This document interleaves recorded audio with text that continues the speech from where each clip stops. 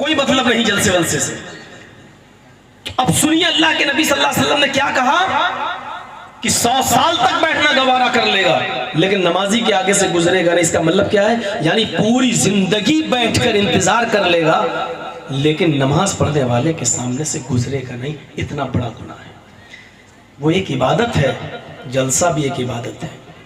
नमाज पढ़ने हम पढ़ रहे हैं और कोई गुजर गया तो डिस्टर्ब हो, खलल पड़ गया। हम पढ़ रहे थे इय्याका नअबुदु व इय्याका नस्तईन इहदिना सिरातल मुस्तकीम, अचानक कोई निकल गया। थोड़ी देर के लिए दिमाग तो भटक ही गया ना। इस भटक अल्लाह की डिमांड क्या है एक नमाज पढ़ने वाले से? अल्लाह की डिमांड यह है कि जब बंदा मेरी इबादत करे तो उस वक्त उसका दिमाग, उसका जिस्म, उसकी हर एक हरकत सिर्फ मेरी तरफ रहे, दूसरी तरफ न जाने पाए। अब तुम गुजरे तो थोड़ी देर के लिए मेरा दिमाग जो बटा है, अल्लाह को यह भी गवारा नहीं कि नमाज या इबादत मेरी करते हुए कहीं और दिमाग जाए। जलसा तकरीर करना भी इबादत है, जलसा सुनना भी इबादत है। इस इबादत में भी ये डिस्टर्ब जो हो रहा है ना, ये भी गलत है, नहीं होना चाहिए। आपकी तवज्जो हमारी तरफ, हमारी तवज्जो आपकी तरफ होनी चाहिए। अल्लाह के नबी सल्लल्लाहु अलैहि वसल्लम क्यों, जब अल्लाह के नबी तकरीर करते थे, खुतबा देते थे, बात करते थे, नसीहत करते थे, तो सहाबा अपने सरों पर बैठी हुई मक्खी भी नहीं उड़ाते थे, नहीं उड़ाते थे। क्यों? अगर सर पे मक्खी बैठी ऐसे अगर कर दिया तो अल्लाह के नबी क्या कह रहे हैं, कहीं ऐसा ना हो कि वो छूट जाए, कहीं ऐसा ना हो कि उसको हम समझ ना सके सही से। देखिए, देख रहे हैं आप, अंदाजा लगाइए हम किस समाज में रह रहे हैं। सोचिए अभी कितना रिपेयर करने की जरूरत है समाज को। कुत्ते की दुम देखी है ना, कैसी होती है? 100 साल तक अगर उसको आप पाइप में रख दें सीधा करने के लिए, और 100 साल के बाद जब आप नलकी से निकालेंगे, पाइप से निकालेंगे, ये सोचोगे कि सीधी हो गई होगी, तो 100 साल के बाद भी वो ऐसी ही निकलेगी, टेढ़ी, सीधी नहीं हो सकती। ये आज हमारी हालत हो गई है।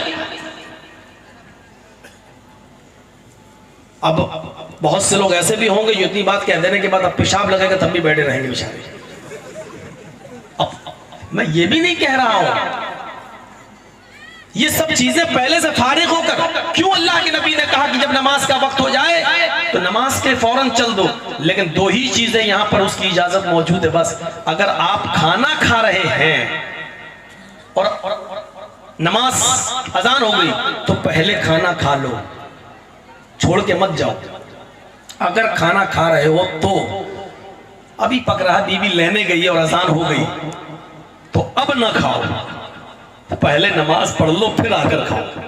लेकिन खाना लग चुका और आप 1-2 लुकमा खा चुके, अब अजान होने लगी तो अब खा लो, तो अब खा लो। ऐसे ही आप थोड़ा लेट उठे, सहरी में थोड़ा सा वक्त बाकी है,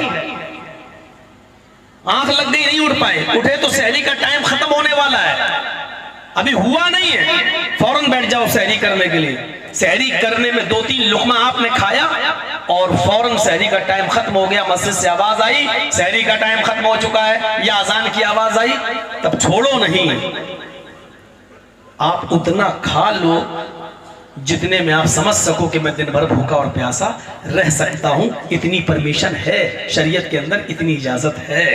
ये छोटे छोटे मसलों की मसलहत जब समझते हैं हम ना, तब पता चलता है कि क्या होता है। क्यों नमाज पढ़ने वाले के सामने से गुजरने को इतना बड़ा गुनाह बताया? क्यों कहा कि जब अजान हो जाए और आपको पेशाब या लैट्रिन लग रही है तो पहले पेशाब कर लो, फारिग हो जाओ, लैट्रिन कर लो, फारिग हो जाओ, उसके बाद जाओ। अगर 1-2 रकात छूट रही है तो कोई बात नहीं, छूट जाने दो, लेकिन पहले इन चीजों से फारिग हो जाओ। जब जलसे में आपको बैठना था तो पहले इन तमाम चीजों से फारिग होकर बैठिए, अपना दिमाग इस तरफ लगाइए।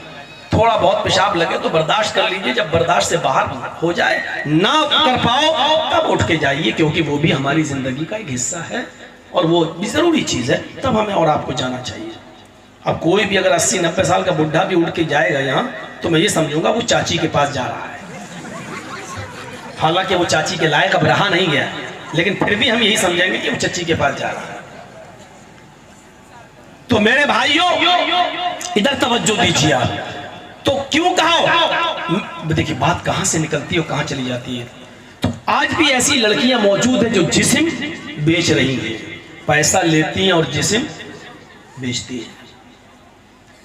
हम इसको क्या कहते हैं,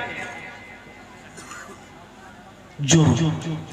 हम इसको क्या कहते हैं, गंदा काम, है ना। किसी से भी खड़ा करके पूछ लो क्या है, गलत काम, धन नहीं होना चाहिए, गलत काम है, ये जुर्म है ये, ठीक है। लेकिन जो ऐसा कर रही हैं उनसे पूछो तुम ये गंदा काम क्यों कर रही हो, तो वो क्या कहती है, गंदा काम कहां है, हम तो धंधा कर रहे हैं, ये हमारा बिजनेस है।